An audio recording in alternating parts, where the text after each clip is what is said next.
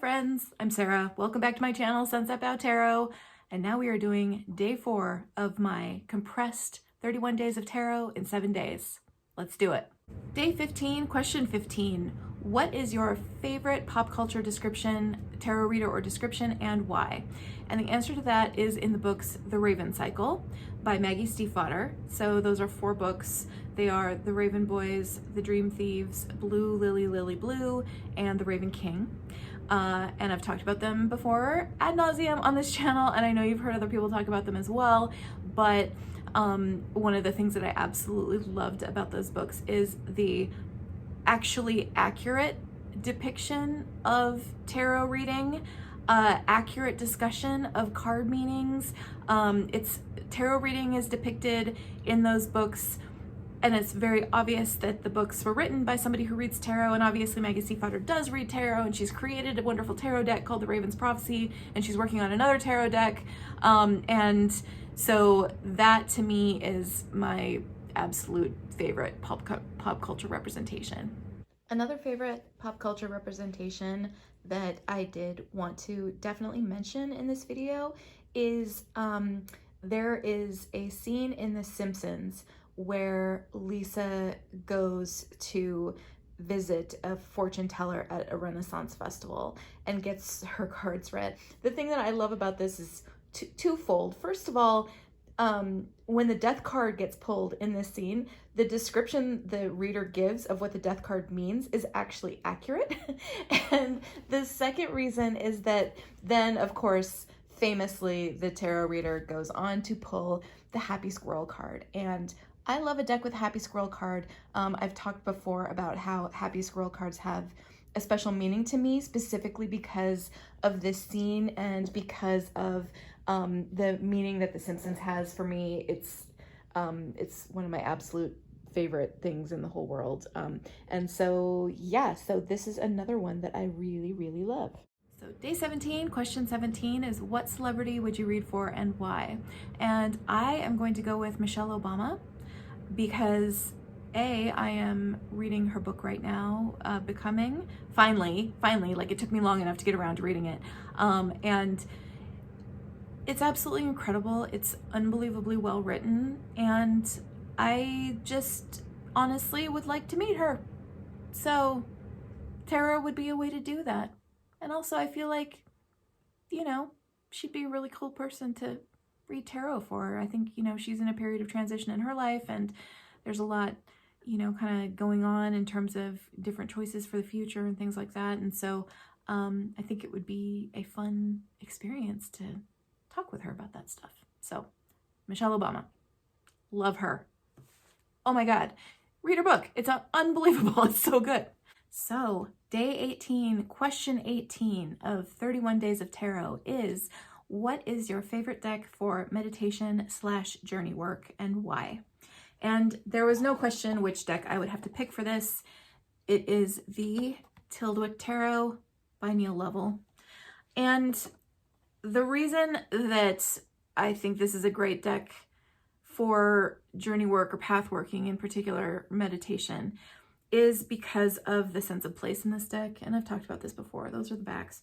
But this is a deck where you are at all times alone in a place, and the meaning of the card is conveyed by your surroundings. And each card in this deck is like a portal.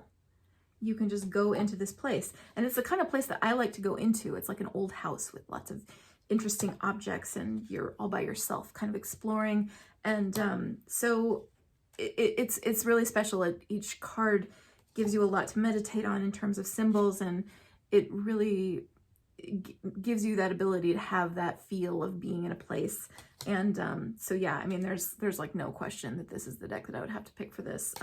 You really do go to a place when you're using this deck.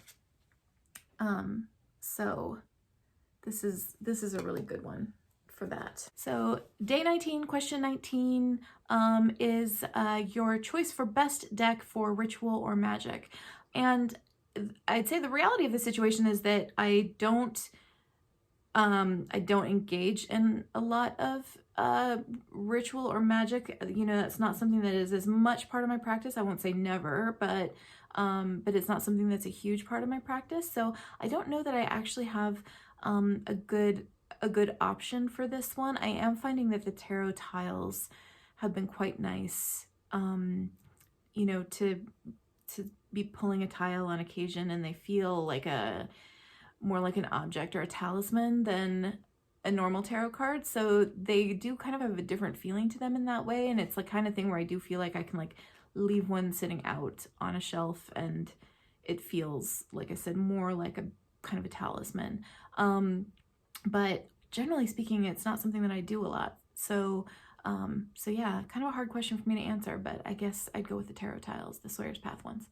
Question 20, day 20 of 31 Days of Tarot is, what is your favorite depiction of the Lover's card and why? And I had to give this one a lot of thought and then finally just like went with a whim. I really love the Lover's card in the Anna K Tarot because it shows older people. I actually really love the Lover's card in the How to Deal Tarot, which is the new edition of the Circo Tarot with some changed cards that came out from Urban Outfitters. And the Lover's card is this really cool like Greek amphora with two people looking at each other and there's a plant growing out of the top of it, and I really like that.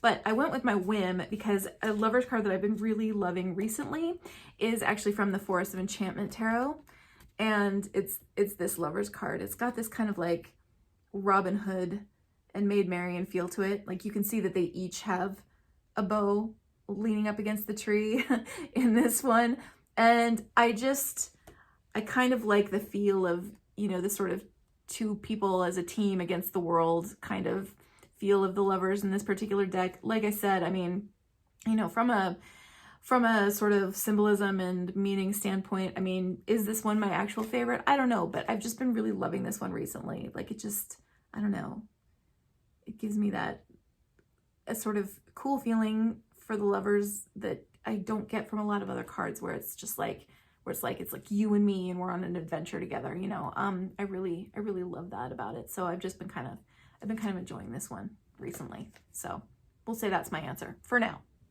Day 21, question 21 is your favorite 3-card spread and why it is your favorite. And my favorite 3-card spread is one that I actually learned from Katie Flowers several years ago, from one of her videos where she talked about her favorite 3-card spread, and it's Within, Without Advice.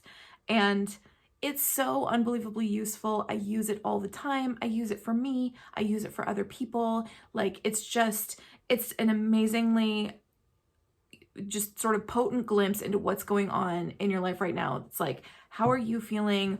What's going on around you? And some advice, like what, you know, like what's a good thing to do next? What's a good way to be thinking about things? You know, it's really, really useful, and it works in every situation. Honestly, I use that one constantly, absolutely constantly. It's one of my #1 go-tos.